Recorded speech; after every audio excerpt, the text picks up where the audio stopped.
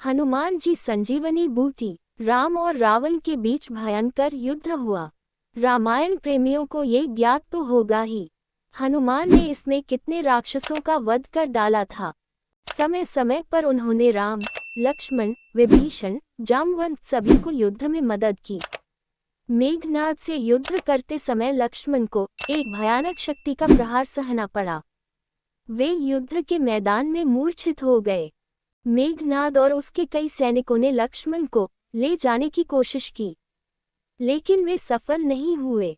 लक्ष्मण को जमीन से नहीं उठाया जा सका।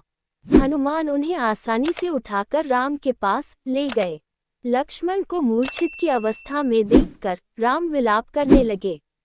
जामवंत ने कहा कि लंका में रहने वाले सुशन नाम का एक वैद्य है, अगर वह इस समय यहाँ आ जाए तो लक्ष्मण स्वस्थ हो सकते हैं। हनुमान लंका के लिए रवाना हुए।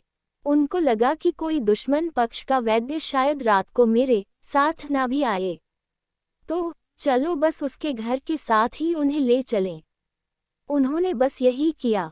सुशन ने राम की सेना में पहुंचकर लक्ष्मण की जांच की और कहा कि अगर आज रात तक द्रोणाचल से औषधि आ जाए तो लक्ष्मण जीवित रह सकते हैं।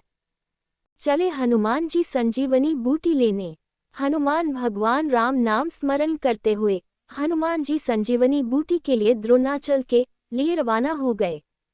खबर रावण तक पहुंची। उसने कालनेमी नाम के एक दैत्य के साथ एक चाल चली ताकि हनुमान रास्ते में अधिक समय बिता सकें और वे कल सूर्योदय से पहले यहाँ न पहुंच सकें। कालनेमी ने ऋषि का वेश बनाकर हनुमान को बहकाने की कोशिश की, लेकिन मायापति के दूत पर किसकी माया चल सके। संयोग से हनुमान को पता चल गया और वे उस नकली मुनि को मृत्यु की गुरु दक्षिणा देकर आगे बढ़ गए। हनुमान द्रोणाचल पहुंचे। रात हो गई। वे जड़ी बूटियों की पहचान नहीं कर सके। शायद जड़ी बूटियों ने खुद को छुपा लिया। हनुमान देरी करना नहीं जानते थे। रात को उन्हें लंका पहुंचना था। हनुमान भरत मिलाप।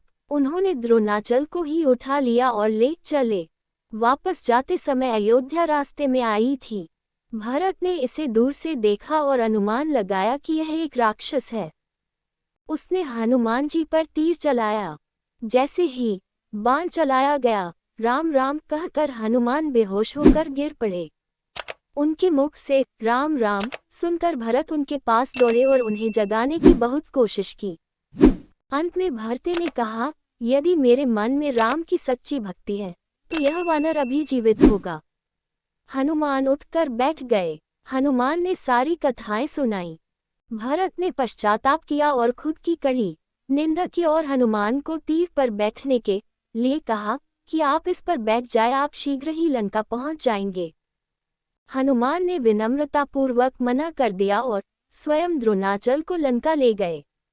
उस समय श्रीराम अत्यंत बेचैन हो रहे थे। हनुमान के आते ही उनका हृदय प्रफुल्लित हो उठा। सुशन ने उपचार किया और लक्ष्मण ठीक हो गए। चारों ओर हनुमान की कीर्ति फैलने लगी। फिर वापस से विनयपूर्वक हनुमान ने सुशन को उसके स्थान पर घर के साथ छोड़ दिया। लंका के वैद्य सुशन के कहे अनुसार हनुमान जी संजीवनी बूटी लेने हनुमान जी हिमालय में द्रोणाचल पर्वत पर गए थे, परंतु हनुमान जी संजीवनी बूटी पहचान नहीं पाए और फिर उन्होंने पूरा पर्वत ही उठा लिया था।